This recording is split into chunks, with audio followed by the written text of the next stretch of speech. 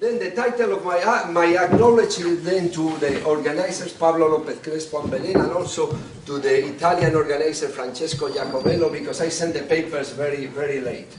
That's the reason is because I received the information very late, and I had to choose between a meeting of our European project, now in Swansea, and coming here. I usually make the wrong choice, because I'm not very clever, but in this case it was very clear. Malaga instead of Swansea. And I am very, very happy to be here. No doubt, of course, no doubt. Probably all of you agree with this choice. Not all of you are going to agree in the conclusions of the paper.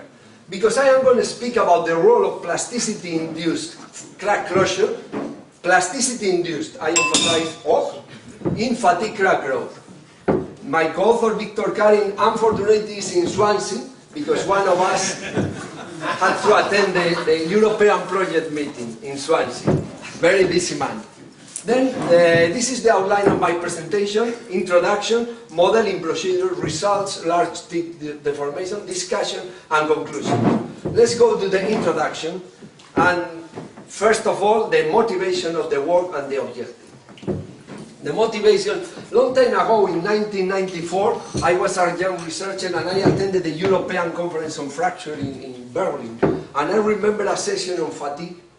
Vasudevan was there, and Professor Pipan, Reinhard Pipan was also there. There was a strong discussion about the meaning and even the existence of fatigue crack closure. I remember the sentence by Vasudevan, crack never closed. Of course, crack could close, but the problem is, what is the origin of this closure? That's the topic I am going to speak about. Then many believe that plasticity-induced crack closure, the only mechanism of closure which I am going to discuss, only plasticity-induced. Of course, we can have roughness-induced crack closure. Of course, sometimes we have contact, we have evidence of fritting. Fritting is not closure, it's a consequence of closure. I remember a British researcher, I have seen fritting. This is not a demonstration of closure. It's an evidence, a post-evidence of closure. And the origin could be, there are many origins of crack closure. I am going to speak about plasticity-induced crack closure. However, not everybody involved in fatigue studies shares this conviction. Most of the researchers believe in plasticity-induced crack closure, Reinhard Pipan and many others. I remember in Atlanta the plenary lecture with many times pronouncing the word I believe. We don't believe, but we don't demonstrate it doesn't exist. The negative demonstration, the negative proof, is the evil proof for the philosopher. It's impossible to demonstrate a negative assessment. And this is not our objective. The only objective of this discussion is put some contradictions of the evidence about fatigue crack closure. Although the possibility of crack closure due to various causes is out of doubt, especially plasticity-induced crack closure is dubious as a universal mechanism of fatigue crack growth manifestations.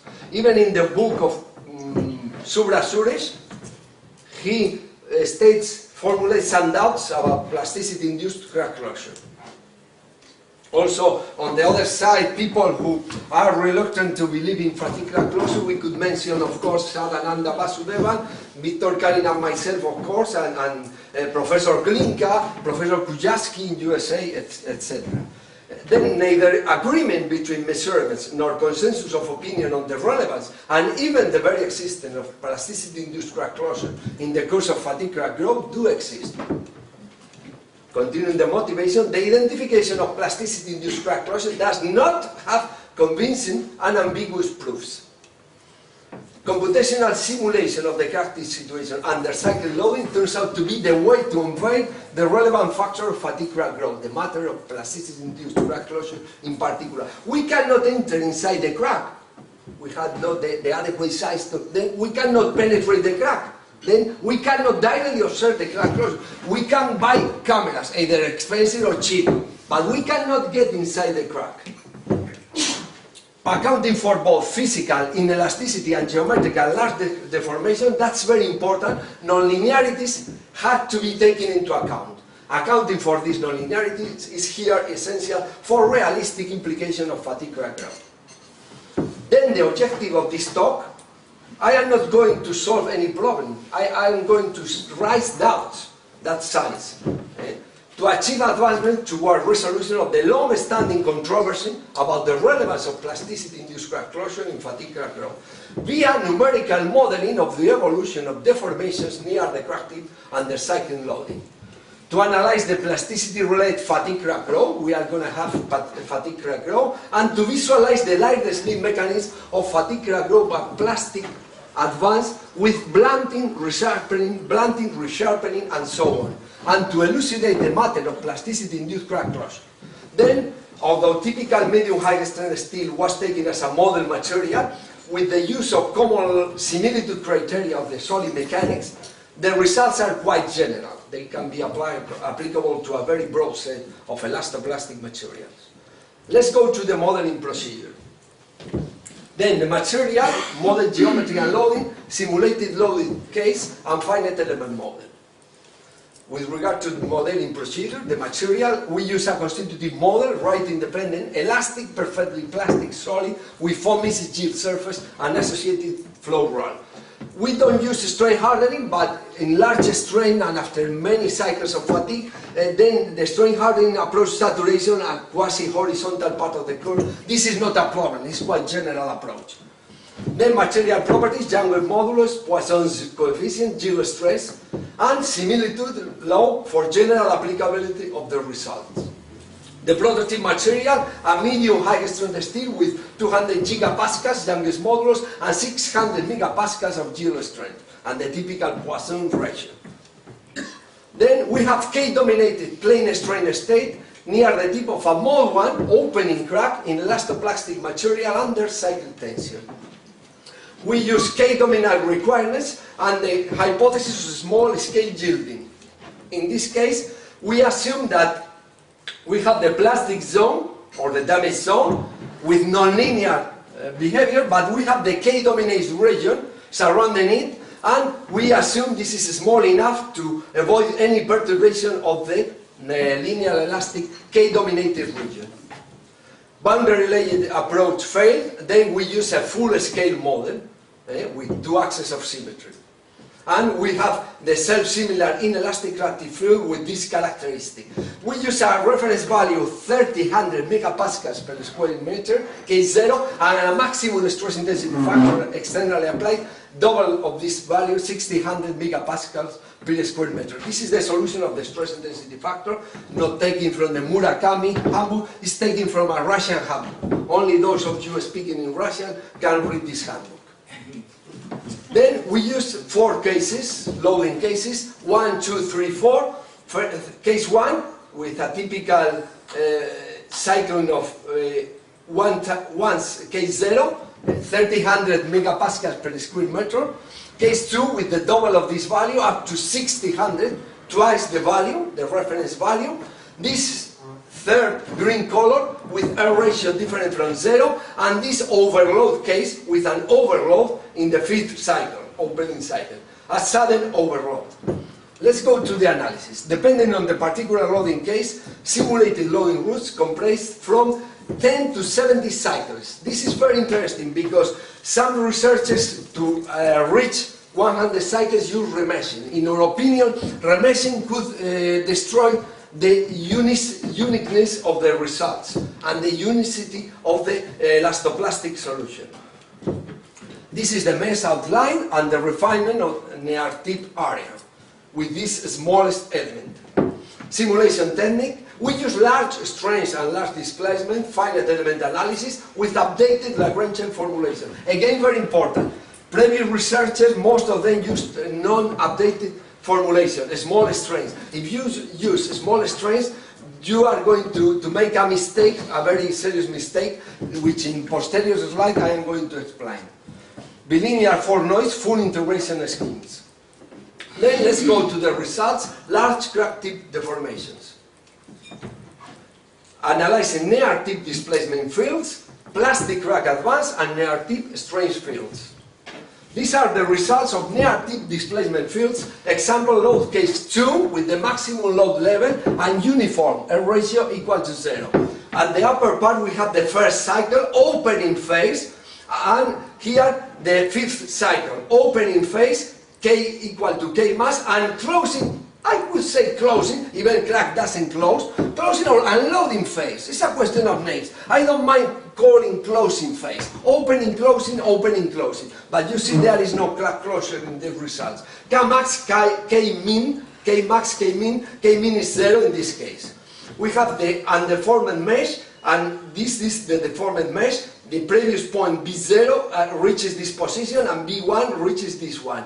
There is an enlargement of crack tip opening displacement, a real crack advance by plasticity reasons. Then we have cyclic plastic crack advance, delta AP, this amount, from this tip to this tip. Then let's go to the increment of plastic advance, the plastic crack advance by cycle loading in the 4th cycles. 1 with the K0, twice the value with higher crack tip advance, of course by plastic crack advance, and the 3rd case with R ratio different from 0, and the overload. Here you see the typical overload retardation effect. The crack is suddenly stopped. It advanced but with lower velocity. Typical overload retardation effect, which doesn't really mean crack closure. It's overload retardation effect. And we could fit a Paris-like relation of this type with an exponent value of the Paris law, typical of medium high strength steel. That's very interesting. Let's go to this is a kind of a video. Here you see the plastic crack advance. The green colors are for the unloading closing phase, and the red colors the same point in the opening loading phase. You see the plastic crack advance and the opening, not closing, opening, closing, but with no contact between phases. Let's go to the material transfer. Again, a quasi-video as a section of images. And you see how material is transferred from this crack tip to the crack flanks, to the apex. Then it's like a swimmer. Crack is advancing by transferring material from the tip to the crack face. And there is a kind of rotation of the axis. This is the typical large strain analysis. And here we have the results of plastic crack advance as a function of the number of cycles for the 4 loading cases. Load case 1, we have here. Load case 2, no, this is 1, this is 2, what higher, this is 3, no, this is 2, sorry, and we have 3 with this part, and the number 4, we have the overload retardation effect. The increment of crack length is lower after the overload. Here we have the results of near-tip strain field in the initial mesh and the deformed mesh in the opening phase. Here we have a large strain in the X direction, crack advance, but below 0 in the vertical direction, which produce no crack closure at all in these results. They are plane strain results. Discussion. We are going to visualize the Laird-Smith mechanism of fatigue crack growth, and we ask the following question. Can deformed material in the wake fill in a crack? And another question, what does compliance variation reflect? Let's go to the visualization of the Laird-Smith mechanism of fatigue crack growth, proposed long time ago, as far as 1962 by Laird and Smith, also the French researcher Pilou. The crack growth is associated with blunting, resharpening, blunting, resharpening. This is the scheme depicted by Suresh in 1991, but any increase of crack tip opening displacement after decrease, increase, decrease, is blunting, resharpening, blunting, resharpening. If the crack tip opening displacement, the CTOD, increases, this is blunting by definition, and later, if it is reduced, it's sharpening by definition. We don't need any fracture criterion of crack advance, in which, in this case, we avoid another danger of computer modeling, using an ad hoc criteria of node release, or node shifting, or node release. In this case, if we need a criterion of crack advance, it is not only mesh dependent, but researcher dependent. It lacks of objectivity. Then the results, unfortunately, are very dubious if we use this criteria of crack advance. We don't need this kind of criterion of crack advance. Then here we visualize this mechanism of crack blunting and plastic crack advance. Here we have again, in linking with the Leibniz mechanism of fatigue crack growth, the plastic crack advance in the 4 regimes of cracking, in the scheme 1, in the numbers 2, with an increased slope of the Paris law because the maximum stress intensity range is double than in the previous case. In the case of R factor different from 0, the typical trend, we reproduce any trends of the classical analysis of fatigue crack growth. In this case, the overload, the peak of plastic crack advance, and the overload retardation effect after the sudden loading. Then we can fit the Paris law with the plastic crack advance velocity, and the crack does advance. These are the key ideas. Faster for higher delta K, and it slows down after an overload, typical overload retardation effect. But there are no signs of crack closure behind that. It doesn't mean plasticity-induced crack closure does not exist. It means only that it is not essentially needed to obtain these results. Can deform material in the wake filling a crack? Here we have the distribution of plastic strain in the 6th cycle, and for K equal to K max, opening phase, and I mean the closing phase even with no closure, the loading and unloading K minimum or K0 phase. Because we have incompressible plane strain plasticity, we have this relation between the strains in the X and Y direction. Then one is positive, another is negative with incompressible plasticity in plane strain. Then this is the analysis of McClung, a classical analysis, very good research, but it fails in one point. A small deformation analysis based suggestion about the mechanism of plasticity-induced crack closure in material comes from the excess, the large deformation in the vertical direction, but this is a small strain analysis. If we perform large strain and we update the geometry, we have rotation of axis. This is the initial axis in the initial geometry, and after loading, after several cycles of loading, we have a rotation of almost 90 degrees. Then the previous horizontal axis becomes the vertical axis, and the previous quasi-vertical axis becomes the horizontal axis. Accounting for large displacement and in particular rotation, we have the next results, the following results. Epsilon xx is lower than 0 in this direction, and epsilon yy is higher than 0. But now the y direction is horizontal, then the crack is enlarged, there is plastic crack advance, but there is no closure in this plane strain, large displacement results. Then the key ideas can be summarized as follows. There is no extra material to fill in the crack. The formation transfers material from tip to apex to extend crack faces, thereby producing plastic crack advance, and we can fit a Paris load. Therefore, where from can closure arise? This is the doubt. It's not a conclusion, it's just a doubt. What does compliance reflect? We produce a virtual experiment, finite element experiment, which sounds like a contradiction, load, and virtual strain gauge here, near the crack tip. Then we have typical results on compliance variation, but closure? We don't have closure, but even though we have compliance variation. Indeed, it's just a doubt. There is no conclusion, just a doubt. Then key ideas, crack advance does appear, compliance variation does appear, but crack closure does not appear in these results.